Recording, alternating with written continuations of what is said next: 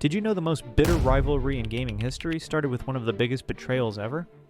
In 2009, Steve Feek and Steve Mescon were trusted leaders of the Defense of the Ancients community. Players loved them.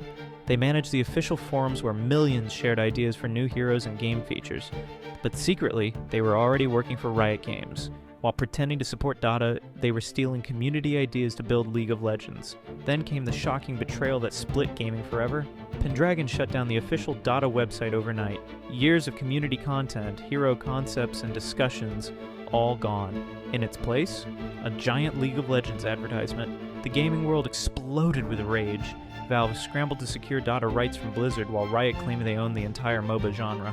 This corporate espionage created the most toxic rivalry in gaming. League versus Dota 2 players still hate each other today, all because two trusted community leaders sold out their own fans for money. The betrayal that changed gaming forever.